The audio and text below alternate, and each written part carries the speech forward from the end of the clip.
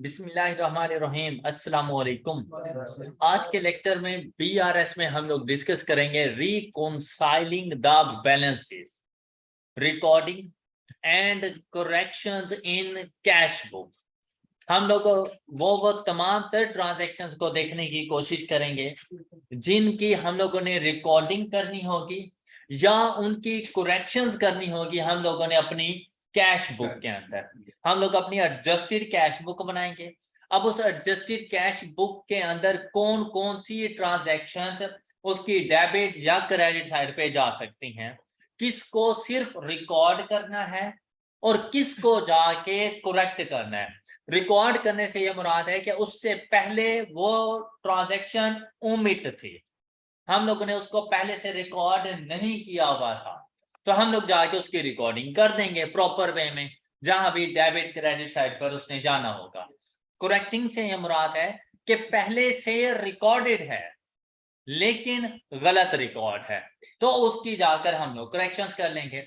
अब उनमें कौन कौन सी चीजें शामिल हैं, कहते हैं the logical way to deal with errors and omissions in cash book is to record the unrecorded items and correct the errors in accounting records। तो इसके लिए हम लोग एडजस्टेड कैश बुक बनाएंगे, उसका हम लोग अनएडजस्टेड क्लोजिंग बैलेंस लिखेंगे।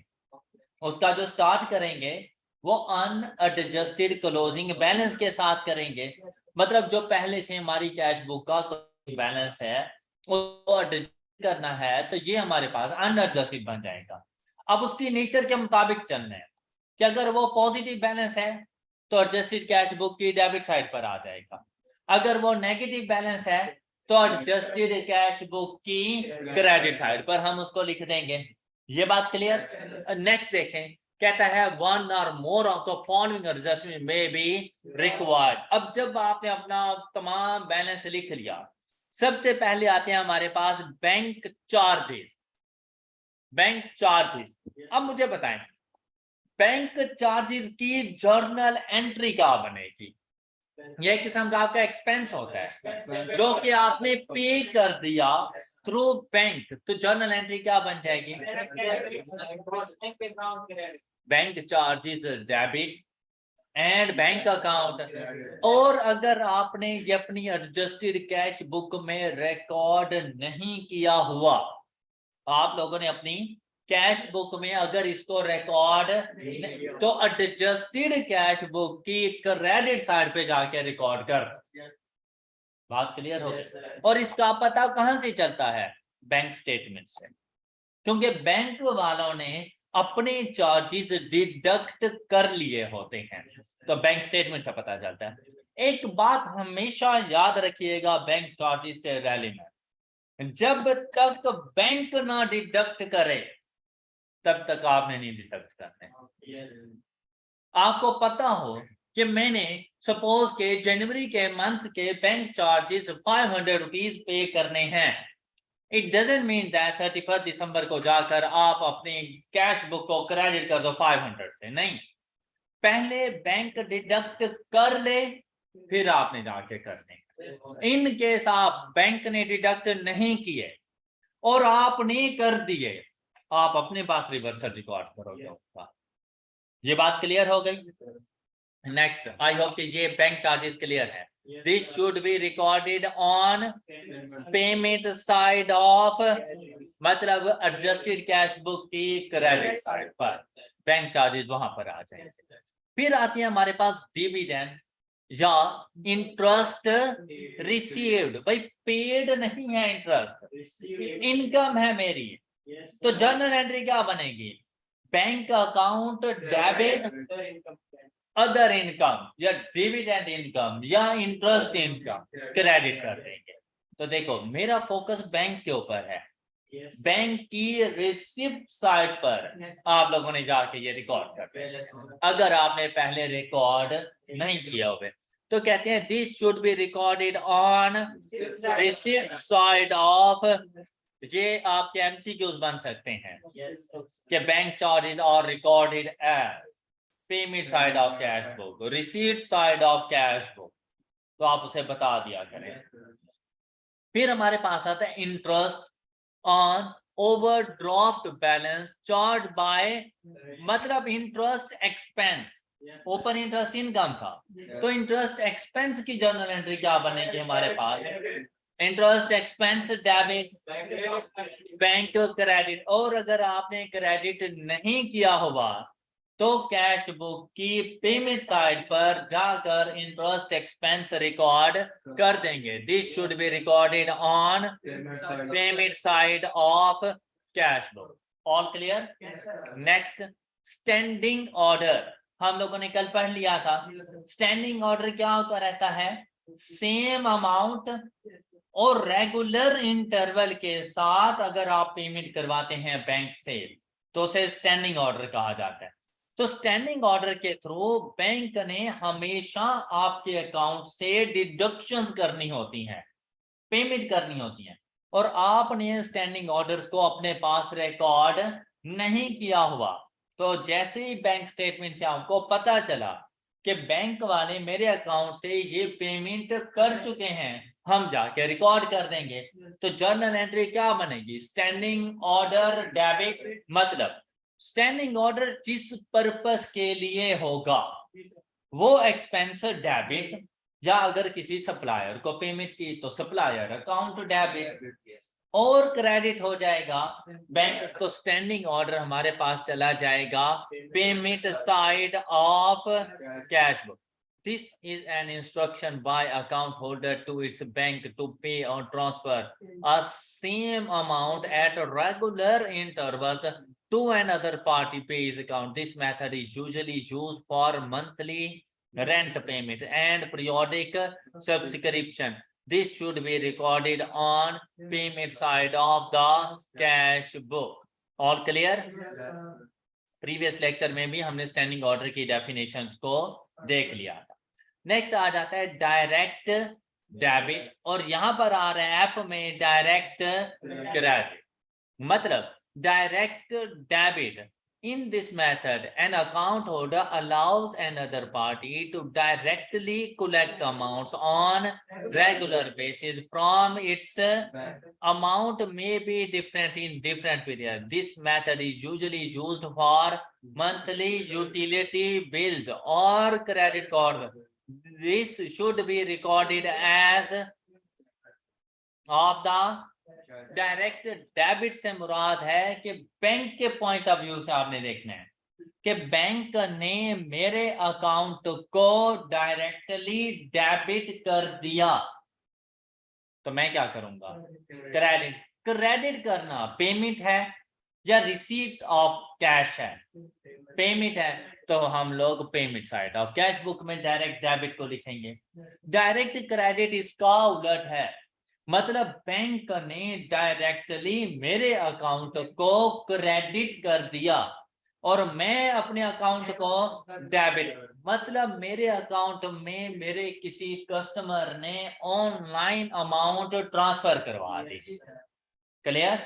तो वो मेरे बैंक स्टेटमेंट की क्रेडिट साइड पे नजर आ रही है, लेकिन उसको मैंने अभी तक रिकॉर्ड नहीं किया, तो मैं अपनी कैश बुक की रिसीट साइड पर जाकर उसको रिकॉर्ड कर दूंगा. स्टैंडिंग ऑर्डर जो होंगे उनका अगर मैं पहले बता दूं मैं रिकॉर्ड करना है या नहीं करना? हाँ, स्टैंडिंग ऑर्डर का सपोज हमें पता है कि पेमेंट्स वगैरह हो चुकी हैं, आप अपने पास रिकॉर्ड कर दो. अब बैंक स्टेटमेंट ने भी स्टैंडिंग ऑर्डर रिकॉर्ड किया हुआ सेम अमाउंट, वही अमाउंट आपने भी रिकॉर्ड की, बेटा फिर तो इश्यू ही नहीं है ना.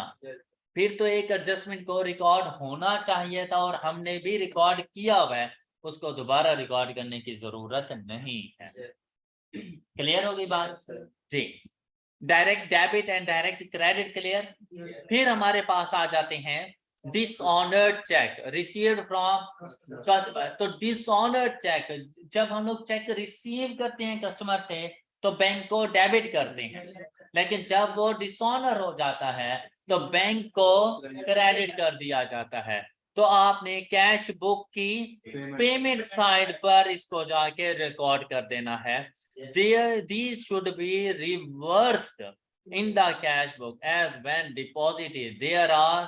These are included on the receipt side. On reversal, these are recorded on payment side. तो अब अगर डिसऑनर चेक आ जाए तो आपको पता है कि ये कैश बुक की क्रेडिट साइड पर रिकॉर्ड होता है। नेक्स्ट हमारे पास आता है errors in cash book.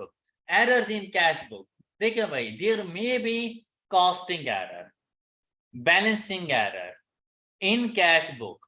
These need to be adjusted on receipt or accordingly जिस साइड का एरर होगा हम फिर उसकी करेक्शन को देखेंगे और उसके मुताबिक हम उसको डेबिट या क्रेडिट साइड पर लेकर जाएंगे। When an item is incorrectly included on the other side of the cash book, मतलब डेबिट करना था क्रेडिट कर दिया या क्रेडिट करना था डेबिट कर दिया, तो क्या करेंगे? अच्छा मुझे ये बताएं, मैंने अपने कस्टमर से एक चेक रिसीव किया 500 रुपीज का। ओरिजिनल ट्रांजैक्शन मुझे क्या रिकॉर्ड करनी चाहिए थी? बैंक को डेबिट करता 500 से, क्लियर? मैंने बैंक को जाके क्रेडिट कर दिया 500 से। अब बताओ मैं इसकी एडजस्टमेंट कैसे करूं? मैं डेबिट साइड पर लेकर आऊंगा लेकिन डबल अमाउंट के साथ, ट्वाइस अमाउंट के साथ, कि एक 500 मेरे उस क्रेडिट वाले 500 के इम्पैक्ट को खत्म करेगा और दूसरा 500 जो मैंने रिकॉर्ड करना था और नहीं किया।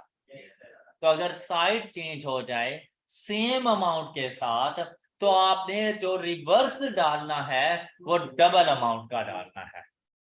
क्लियर हो गई बात?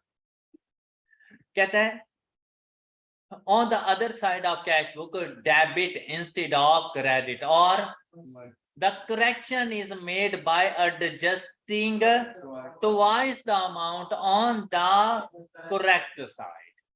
तो करेक्ट साइड के ऊपर डबल अमाउंट के साथ आप लोगों ने एडजस्टमेंट रिकॉर्ड करनी है। क्लियर हो गई ये बात? कहते हैं पोस्ट डेटेड चेक्स, मतलब आज हमारे पास डेट है सपोज के 1 जनवरी और मेरे पास जो चेक मौजूद है वो 15 जनवरी का है। बेटा उसने मैच्योर ही 15 जनवरी को होना है। ऐसे चेक को कहा जाता है पोस्ट डेटेड चेक, कि चेक तो है लेकिन क्या मैं उसके अगेंस्ट पेमेंट ले सकता हूं? तो बेटा वो चेक रिकॉर्ड ना करना जब तक के वो मैच्योर ना हो जाए, जब तक कि आप उसके अगेंस्ट पेमेंट रिसीव, तो ये चेक रिसीव करना ना करना अभी बराबर ही है। क्लियर? तो कहते हैं post dated if these have been included in cash book, कि अगर आप बाय मिस्टेक इनको शामिल कर चुके हो तो अब आप क्या करोगे? इनका रिवर्सल रिकॉर्ड कर दो। क्या क्या रिवर्सल रिकॉर्ड करोगे?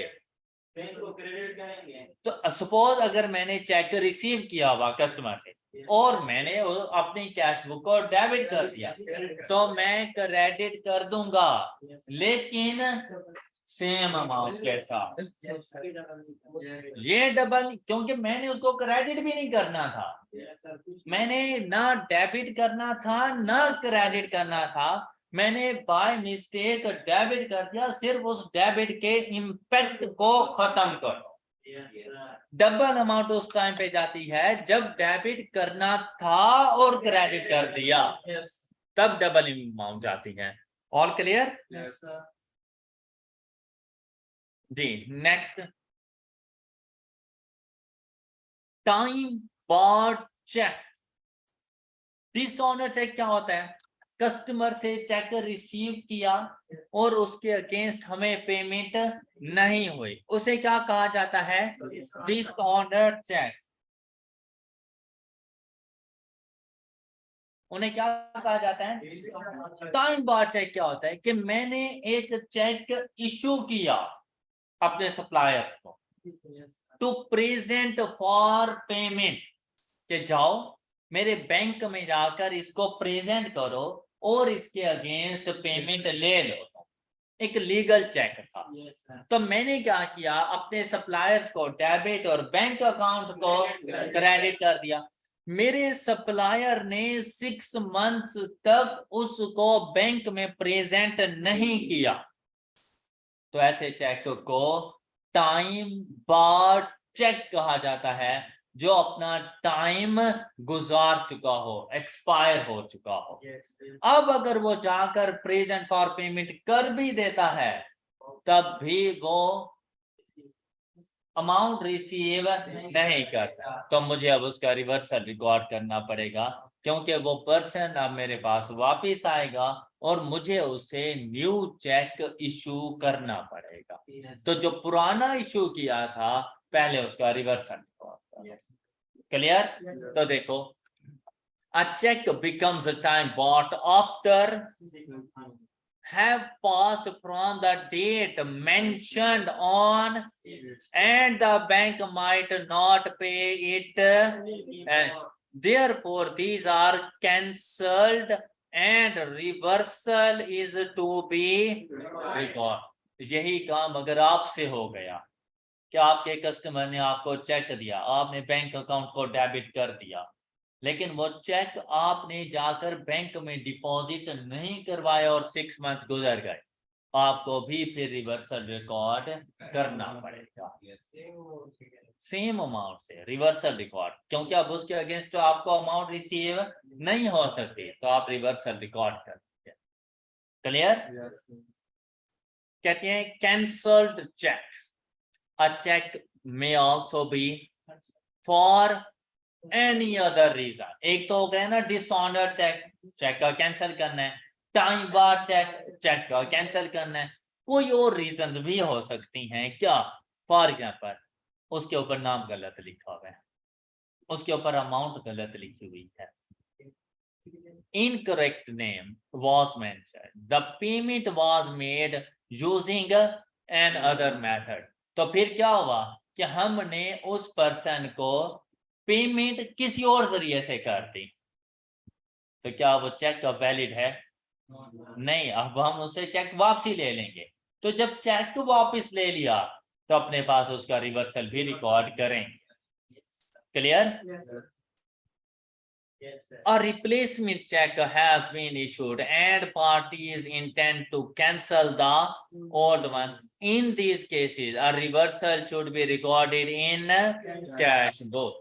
कि पुराना जो चेक आप लोगों ने इशू किया था, आप उसके अगेंस्ट अब रिवर्सल रिकॉर्ड करेंगे, और जो न्यू चेक आप इशू कर रहे हैं, तो न्यू चेक न्यू अमाउंट के साथ रिकॉर्ड हो जाएगा। राइट? एन इशू, अगर हम कोई पोस्ट डेटेड चेक इशू करें, पोस्ट डेटेड चेक इशू करें जी, तो डेट ऑफ मैच्योरिटी पे से रिकॉर्ड करेंगे या जब इशू कर देता है रिकॉर्ड? Date of maturity. और उसके ये जो 6 मंथ्स स्टार्ट होते हैं ना, ये उस टाइम से होते हैं जिस टाइम चेक के ऊपर जो डेट गिवन है।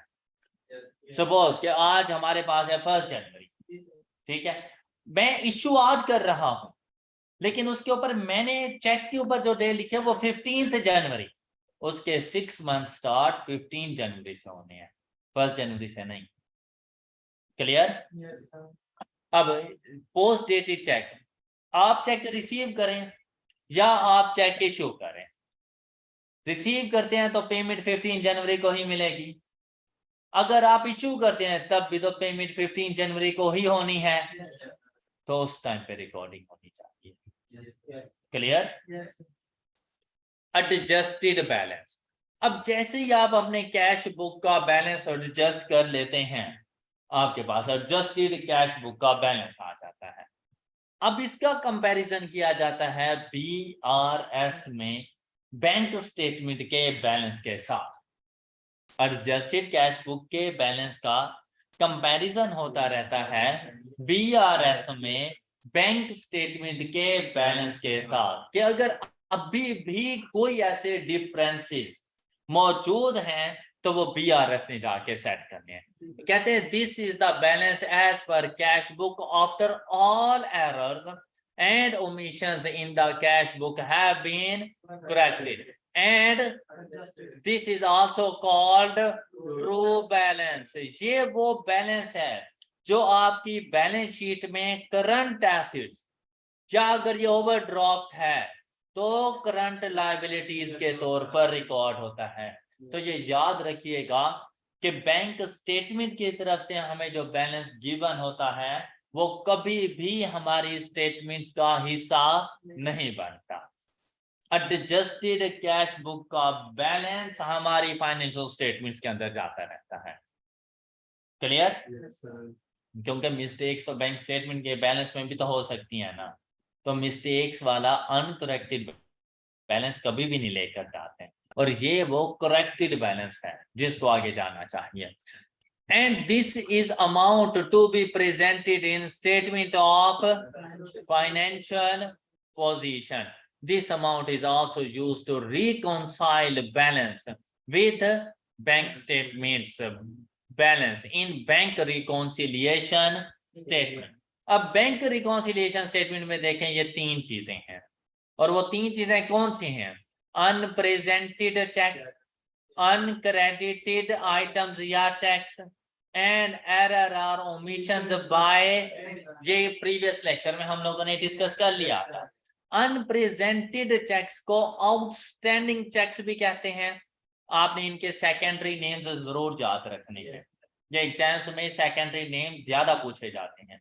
अनप्रेजेंटेड चेक्स को आउटस्टैंडिंग चेक्स भी कहते हैं, जबकि अनक्रेडिटेड चेक्स को आउटस्टैंडिंग डिपॉजिट्स या लॉजमेंट्स, आउटस्टैंडिंग डिपॉजिट्स या लॉजमेंट्स कहा जाता है। कहते हैं अनप्रेजेंटेड चेक्स में this time difference will come to an end when bank eventually records payments of the cheque. This amount to be reconciled in BRS must exclude. अब इसमें से कौन सी बीआरएस में शामिल नहीं करने? भाई post dated cheques unpresented cheques का पार्ट नहीं, क्योंकि वो तो अभी मैच्योर ही नहीं हुए ना, तो वो अनप्रेजेंटेड चेक्स का पार्ट। अब मुझे एक बात बताएं कि भाई 25 दिसंबर को मैंने अपने कस्टमर को चेक लिख के दिया, लेकिन उसके ऊपर जो डेट मेंशन थी वो 10 जनवरी की थी। 31 दिसंबर को मैं कहता हूं कि जनाब मैं इशू कर चुका, लेकिन अभी तक उसने प्रेजेंट फॉर पेमेंट नहीं किया। देखो अगर वो प्रेजेंट कर भी दे, क्या पेमेंट होगी उसे? तो भाई क्या उसे अनप्रेजेंटेड होना चाहिए? नहीं होना। तो अनप्रेजेंटेड चेक्स की लिस्ट में आपने पोस्ट डेटेड चेक्स को शामिल, इसी तरह ऐसे तमाम चेक्स जो आप कैंसिल कर चुके हो, डिसऑनर चेक, टाइम बार चेक, वो भी अनप्रेजेंटेड चेक्स की लिस्ट में शामिल नहीं होने चाहिए। All right? Uncredited checks, this time difference will come to an end when the check is cleared or by the bank। मतलब कहते हैं कि ये टाइम डिफरेंस एंड हो जाता है जब बैंक वाले हमें क्रेडिट कर देते हैं, तब तो वो डिफरेंस खत्म हो गया।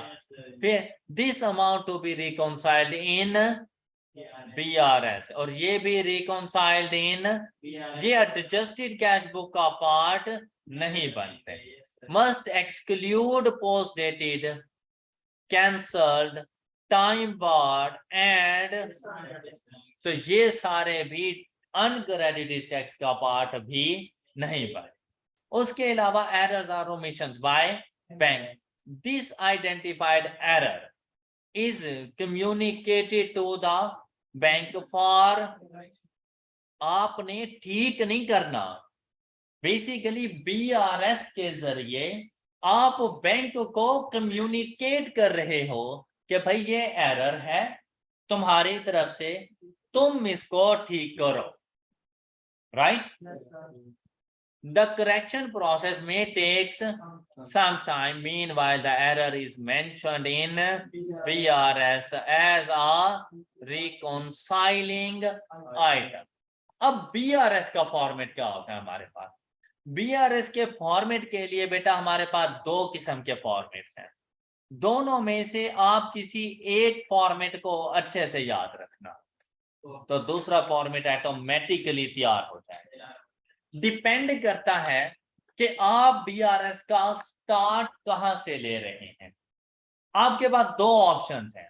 अब या तो बीआरएस का स्टार्ट लें अपनी एडजस्टेड कैश बुक के बैलेंस के साथ, कैश बुक का बैलेंस नहीं, एडजस्टेड कैश बुक के बैलेंस के साथ स्टार्ट लें और एंड करें बैंक स्टेटमेंट के बैलेंस पर। बीआरएस का पहला फॉर्मेट क्या है? स्टार्ट लें एडजस्टेड कैश बुक के बैलेंस पर और एंड करें बैंक स्टेटमेंट के बैलेंस पर। दूसरा फॉर्मेट क्या है हमारे पास कि आप स्टार्ट लें बैंक स्टेटमेंट के बैलेंस पर और एंड करें एडजस्टेड कैश बुक के बैलेंस पर। ये दो फॉर्मेट्स हैं आप लोगों के पास। अब आपने इन दोनों में से किसी एक को चूज कर लेना है।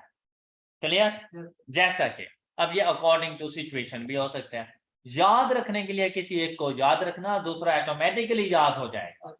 को दोनों को याद रखोगे तो कंफ्यूज हो जाओगे। अब आपने क्या करना है? सपोज हम लोग करते हैं बैलेंस एज पर, क्योंकि बेटा ये बैलेंस तो बैंक स्टेटमेंट से वैसे ही गिवन होगा, तो क्यों ना इसी से शुरू करें, क्योंकि एडजस्टेड कैश बुक का बैलेंस हमें कैलकुलेट करना है। वो कैलकुलेट करूंगा तभी आके शुरू करूंगा ना, तो आप उससे शुरू ही ना करो। एडजस्टेड कैश बुक के बैलेंस के साथ आप उसको शुरू ही ना करो। ये बात क्लियर?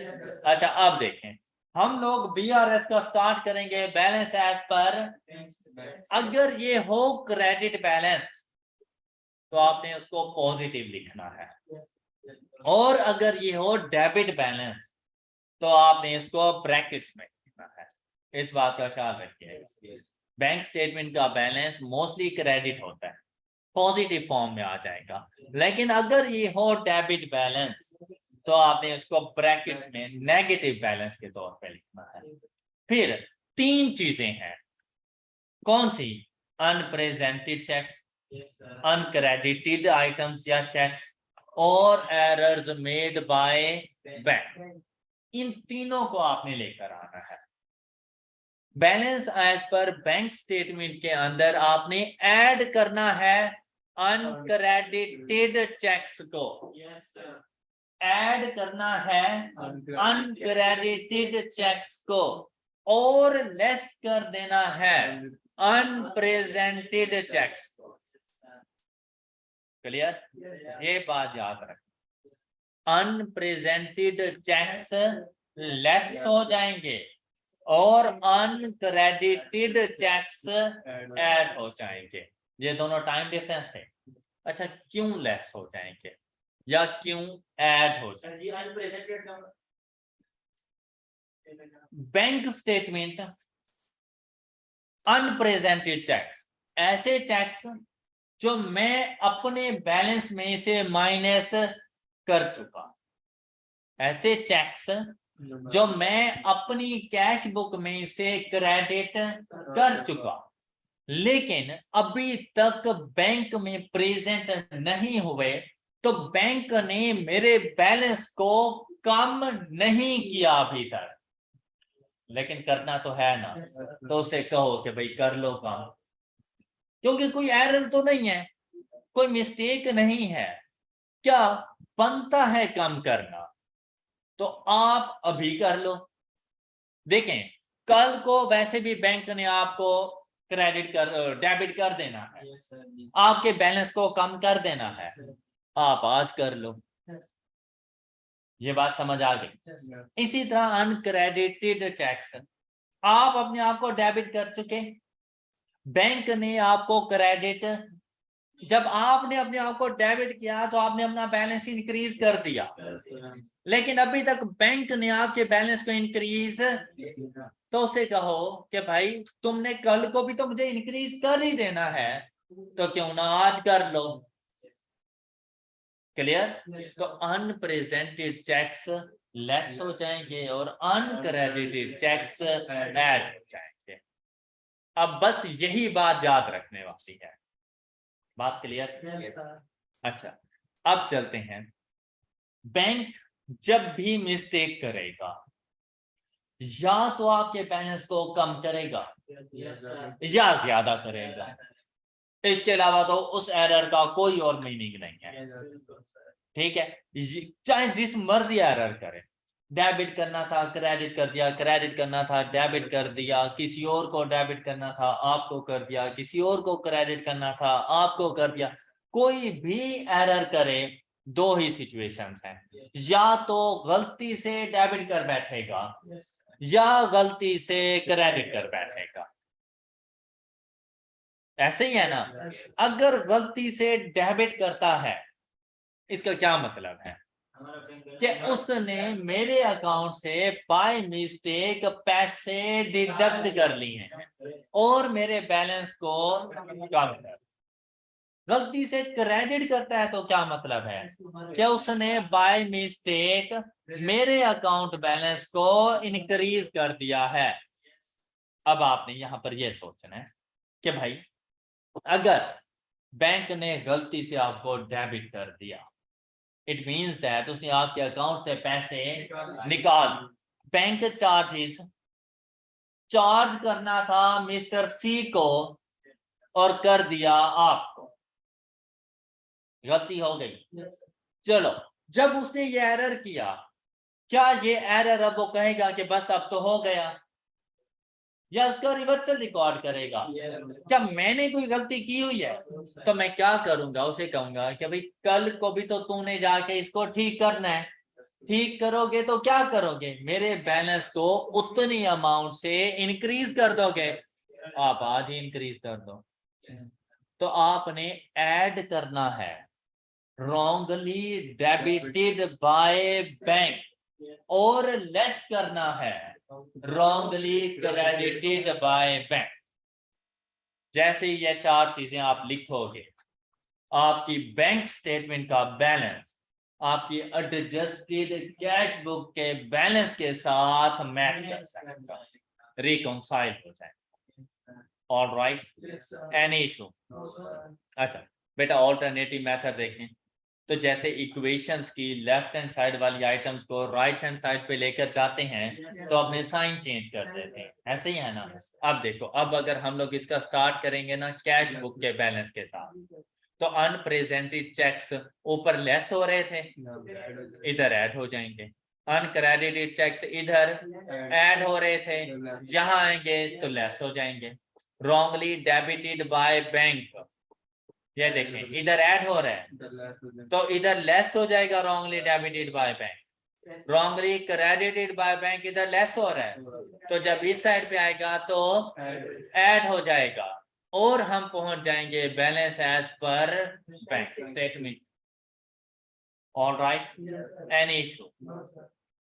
ये आपको बेटा एक एग्जांपल दी, एग्जांपल नंबर 1, कैश बुक अपनी उसने बना कर दे दी, बैंक स्टेटमेंट आपको बना कर दे दी, और साथ में स्टेरिंग के साथ कहता है these amounts have been incorrectly recorded, जिनके साथ स्टेरिक है कहता है वो अमाउंट्स गलत रिकॉर्ड की गई है। हमने बैंक रिकॉन्सिलिएशन स्टेटमेंट बनानी है, update cash book for the month of August and prepare bank reconciliation statement at 31st, मतलब ओपनिंग और क्लोजिंग दोनों बीआरएस हम लोगों ने बना कर दें। अब अगर इस क्वेश्चन को गौर से देखें, दोनों डॉक्यूमेंट्स आपको गिवन, कौन कौन से डॉक्यूमेंट्स की जरूरत है आपको, कैश बुक की और, तो दोनों गिवन है। अब सबसे पहला काम ओपनिंग को देखा करो। अब यहां पर देखिए ओपनिंग बैलेंस 37,000 पॉजिटिव बैलेंस। जब बैंक स्टेटमेंट का देखा तो ये देखें 40,000 पॉजिटिव बैलेंस, इशू आ गया। ओपनिंग में भी इशू, मतलब प्रीवियस ईयर भी बीआरएस बनी थी या प्रीवियस मंथ में भी बीआरएस बनी थी, ये बात क्लियर? अच्छा, इस साल का देखें, वैसे तो जब ओपनिंग ठीक नहीं है तो क्लोजिंग भी ठीक नहीं हो सकती, लेकिन अगर आप देखें हमारे मुताबिक हमारी बैंक में कितना पैसा होना चाहिए, 98,000, और ये क्या है, पॉजिटिव बैलेंस। लेकिन जब बैंक स्टेटमेंट को देखा तो पता चला कितना बैलेंस है, 88 पॉजिटिव। अभी तो आप ये देखें ना कि थोड़ा बहुत डिफरेंस है और एक ही साइड का है। बाद में डेबिट क्रेडिट के भी इशू आ जाते हैं कि हम लोग कहते हैं पॉजिटिव है, बैंक स्टेटमेंट कहते हैं कि नहीं बैंक ओवरड्राफ्ट है। हम लोग कहते हैं कि हमने तुमसे पैसे लेने हैं, बैंक वाले कहते हैं नहीं तुमने हमें देने हैं। ओके अच्छा, अब बेटा सबसे पहला काम आपने ओपनिंग बैलेंसेस को ठीक करना है। सबसे पहले ओपनिंग बैलेंसेस को ठीक कर, ये वो कैसे ठीक होंगे? बीआरएस से। आपने ओपनिंग बीआरएस बनानी है। ये देखिए बीआरएस बनाना कोई मुश्किल बात नहीं है। बीआरएस ये डिसाइड कर लें कि आपने बीआरएस के क्वेश्चंस में फॉर्मेट बीआरएस का क्या रखना है। जी बताएं। फर्स्ट वाला बैंक स्टेटमेंट का बैलेंस, तो आप लोग यहाँ पर बैंक स्टेटमेंट का बैलेंस कितना है? आप पॉजिटिव है, आप 40,000 लिख लें, 4 से 5 लाइनें छोड़ दें और फिर लिखें कैश बुक का बैलेंस। तो कैश बुक का बैलेंस कितना है? 37।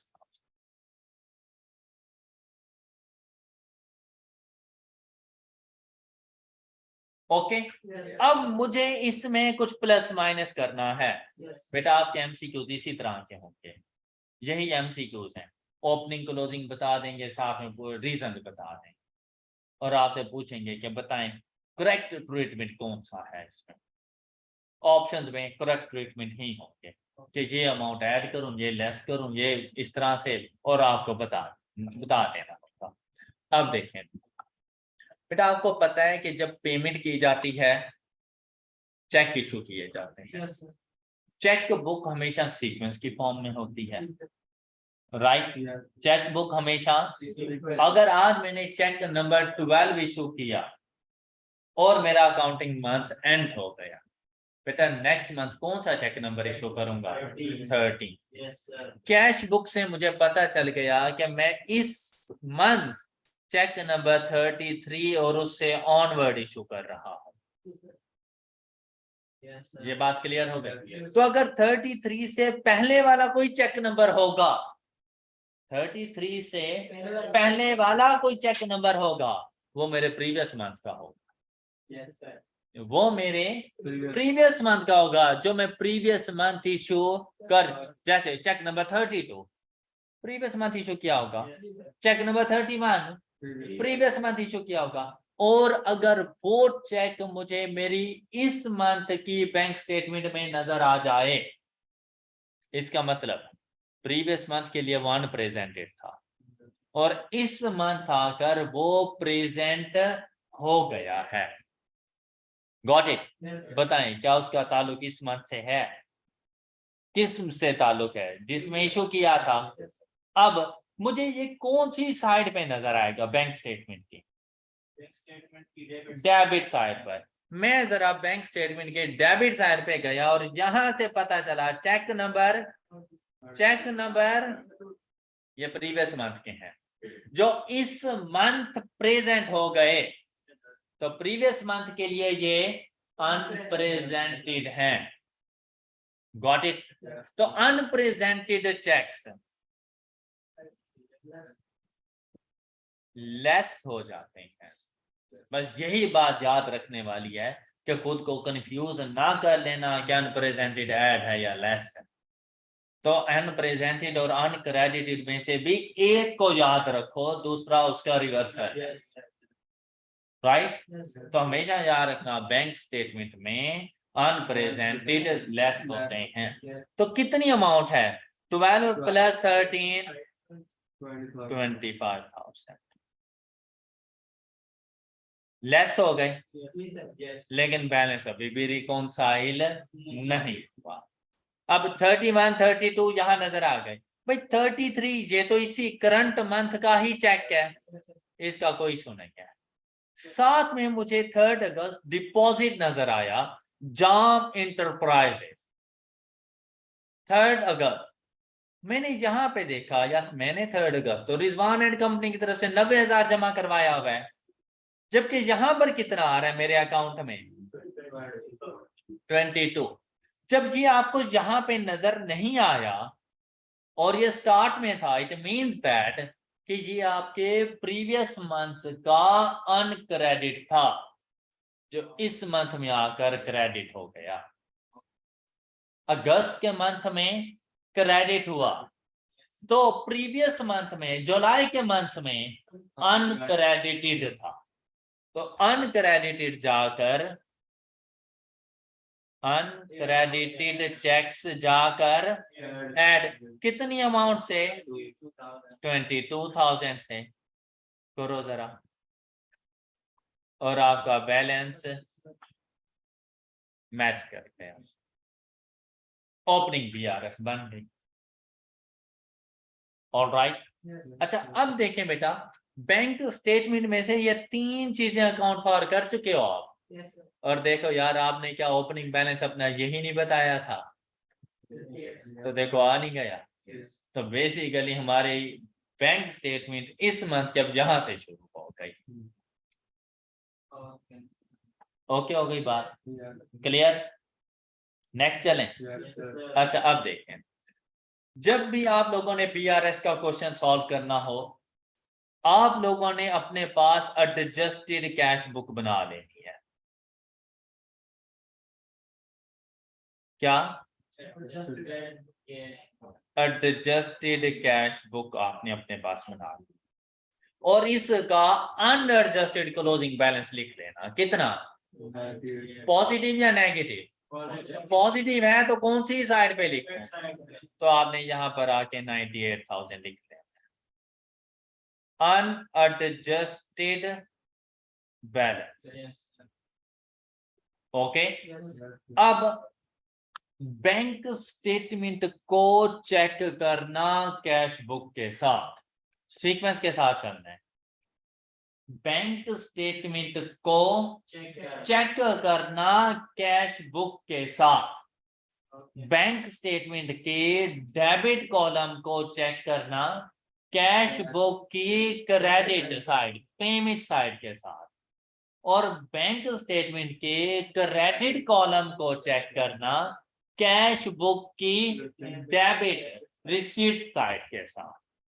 राइट, और जो चीजें आपको मिल जाएं कोई इशू नहीं है, उनको अकाउंट फॉर, और जो ना मिले वो अकाउंट फॉर कर। क्या आपको बात समझ आई? अब मैं यहां पे चला, देखें 35,000 डेबिट साइड पर, इसको मैच करूंगा, मतलब मैंने चेक इशू किया है और ये चेक नंबर कौन सा है भाई, ये बैंक को पता होता है, चेक के ऊपर नंबर लिखा हुआ है। मैं गया इधर, क्या मुझे ये 35 मिल गया? चले, आपने इसको सिर्फ टिक कर देना है, इधर भी इसको टिक कर देना है, इसके अलावा इसका कोई काम।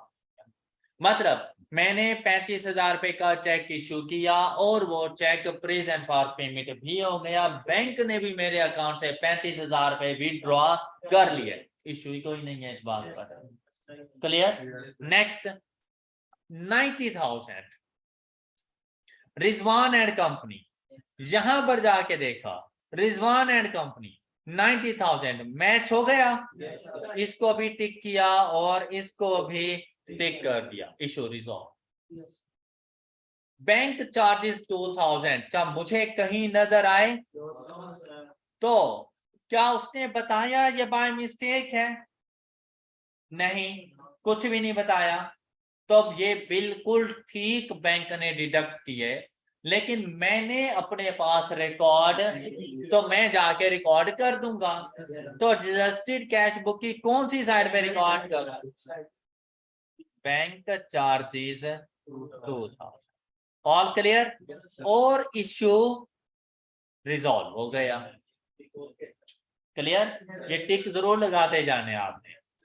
फिर डिपॉजिट अहमद एंड कंपनी 11,000, ये देखें, ये आपको अहमद एंड कंपनी 11,000 मिल गया, तो ये इशू रिजॉल्व है। फिर इधर आए, स्टैंडिंग ऑर्डर लीज पेमेंट की 45,000 रुपए की, और ये मुझे मेरी कैश बुक में नजर नहीं आई। अब देखिए 45,000 है, लेकिन बेटा ये चेक की शूट है और वो स्टैंडिंग ऑर्डर है, तो मैंने अभी तक स्टैंडिंग ऑर्डर को रिकॉर्ड, तो जाकर रिकॉर्ड कर देंगे। 45,000 से क्रेडिट। ओके, और बैंक स्टेटमेंट से कहेंगे कि हमने तुम्हें रिकॉर्ड, चेक नंबर 34 है 54,000 का।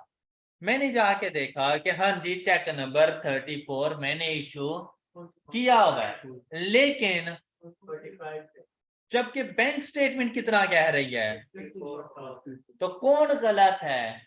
स्टैरिक। ये देखो स्टैरिक, और स्टैरिक के साथ लिखा हुआ था कि जहां पर स्टैरिक है वो अमाउंट गलत है, मतलब बैंक वालों ने सही लिखा होगा, हमने गलत किया। और अगर ये बात क्वेश्चन में ना बताई जाती, चेक नंबर सेम होते और अमाउंट डिफरेंट होती, तो बैंक ऑलवेज राइट, हमारी ही मिस्टेक होती है। क्लियर? तो अब क्या है कि मुझे 54 लिखना था, क्रेडिट करना था, जबकि मैंने 45 क्रेडिट किया। ऐसा नहीं है, मैंने अपनी क्रेडिट साइड को अंडरस्टेट किया हुआ है। कितनी अमाउंट से? 9,000 से। तो अब क्या करूं? 9,000 से क्रेडिट कर देता हूं। 45 से पहले क्रेडिट था, 9 से मजीद क्रेडिट कर दूं तो 54 हो नहीं जाएगा। 9,000 क्रेडिट साइड अंडरस्टेटेड, इसे यूं लिखा जाता है, credit side understated. I hope कि आपको ये बात समझ आ चुकी है। और चेक नंबर 34 की रिकॉर्डिंग हो गई। आपने गौर किया, मैं कैश बुक को बैंक स्टेटमेंट से मैच नहीं कर रहा, मैं बैंक स्टेटमेंट को कैश बुक से मैच कर रहा।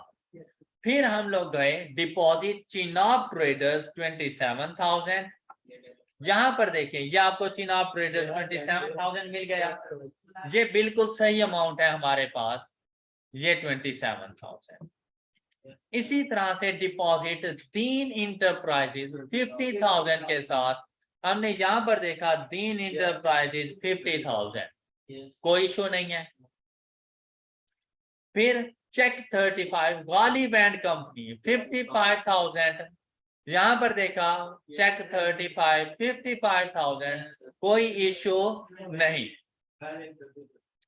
इसी तरह से direct credit Mansoor and company 26,000, जाके डेबिट साइड पे देखा, क्या 26,000 नजर आया? नहीं नजर आया। तो क्या करूं? जाकर डेबिट कर दूंगा। ये बेसिकली डायरेक्ट क्रेडिट था, बैंक वालों ने मुझे क्रेडिट किया, मैं इस अमाउंट के अगेंस्ट खुद को डेबिट कर दूंगा। तो जाके 26,000 आप लोगों ने यहां पे लिख दिया। अर्जेस्टेड कैश बुक में direct credit, right. Next deposit Salman and company 44,000, लेकिन ये स्टैरिक है, मतलब ये अमाउंट गलत है। तो ठीक अमाउंट कौन सी है? कैश बुक वाली। कितनी? किसकी मिस्टेक है? बैंक की। बैंक की मिस्टेक क्या जस्टिड कैश बुक में आएगी? क्या मैं खुद को 4,000 से मजीद डेबिट कर लूं? नहीं, BRS में लेकर जाएंगे। बात क्लियर? तो इस बात को हम लोग थोड़ा सा डिले करते हैं BRS के लिए। क्लियर? नेक्स्ट कैश सेल्स 6,000, और ये आपको यहाँ पे 6,000 मिल गए। इसी तरह से ये टिक कर लिया हम लोगों ने। और चेक 36 आसिफ एंड कंपनी 12,000, यहां पर देखें आसिफ एंड कंपनी 36 12,000, और आपकी बैंक स्टेटमेंट खत्म हो गई। Am I right? कोई एडिशनल इंफॉर्मेशन नहीं है हमारे पास, तो आपकी basically adjusted cash book prepare होगा। अब आप यहां से इसका एडजस्टेड बैलेंस फाइंड कर सकते हैं। तो एडजस्टेड बैलेंस हम लोग फाइंड करते हैं इससे। बताएं अब इसका एडजस्टेड क्लोजिंग बैलेंस बताएं। डेबिट साइड ग्रेटर है 124,000,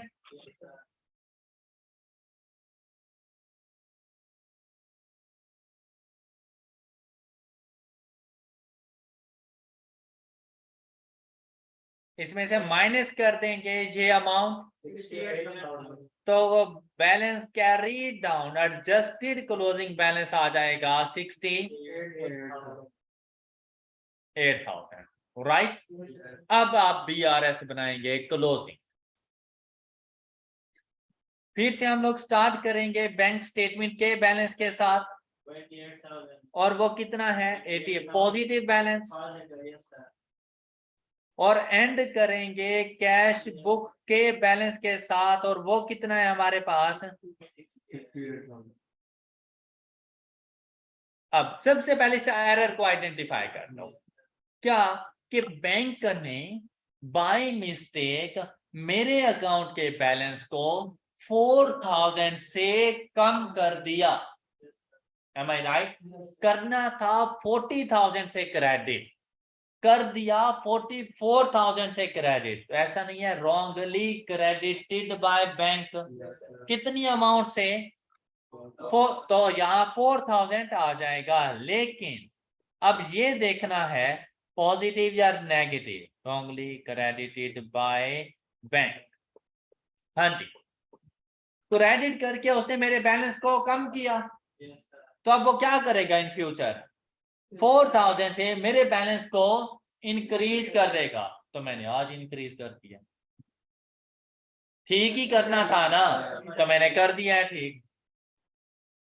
ऑल राइट, अब बात रहती है unpresented cheques and uncredited cheque, और इसका आइडिया हमें होता रहता है जब हम कैश बुक को बैंक स्टेटमेंट के साथ मैच करते हैं। वहां से पता चलता है अनप्रेजेंटेड एंड अनक्रेडिटेड चेक्स का। देखें, अनप्रेजेंटेड चेक्स ऐसे चेक जो कैश बुक की क्रेडिट साइड पर नजर आए, लेकिन बैंक स्टेटमेंट की डेबिट साइड पर नजर, वो अनप्रेजेंटेड चेक्स है कि मैं इशू कर चुका लेकिन इनके अगेंस्ट अभी तक पेमेंट। तो वो कौन से होंगे? देखिए भाई, अब दोबारा से चेक 33 ना देखें, क्योंकि जब हमें नजर आ गया था इसलिए तो टिक किया था। अब आपने वो अमाउंट्स देखनी है जिनको हमने टिक, तो चेक 37 क्या आपको नजर आया? 38 आपको नजर आया आपकी बैंक स्टेटमेंट में? नहीं नजर आया। तो ये दोनों चेक्स आपके पास अनप्रेजेंटेड चेक्स हैं, जो कि BRS का पार्ट बनेंगे। ऑल राइट, टोटल अमाउंट 36 आपने यहां पे लिखे अनप्रेजेंटेड चेक्स। बताएं 36 ऐड करें लेस करें? लेस करेंगे, शाबाश।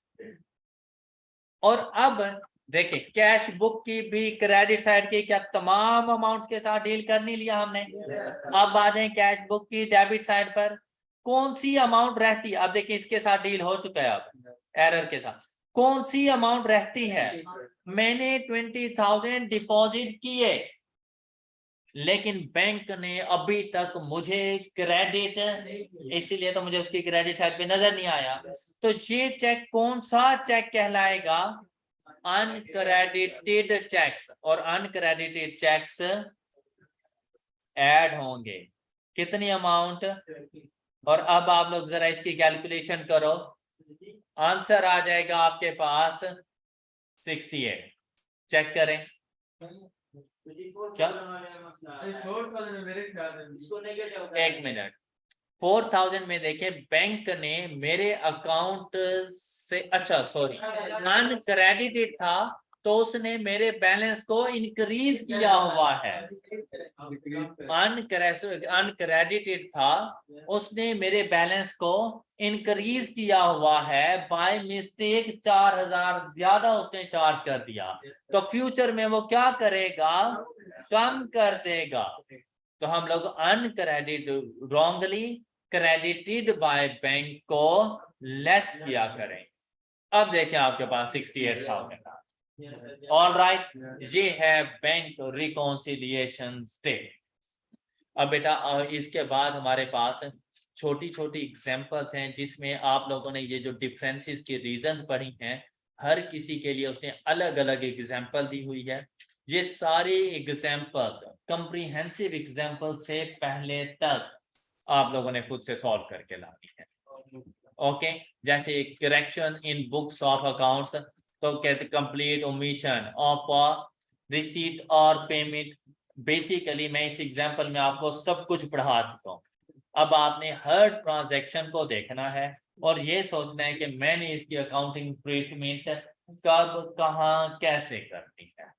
क्लियर? तो जैसे ही आप लोग ये छोटी छोटी सारी एग्जांपल सॉल्व कर लेंगे और आप पहुंच जाएंगे कॉम्प्रिहेंसिव एग्जांपल से पहले तक, तो कल के लेक्चर में हम लोग डिस्कस करेंगे example number 7। That's all for today. अपना ख्याल रखिएगा। अल्लाह हाफिज।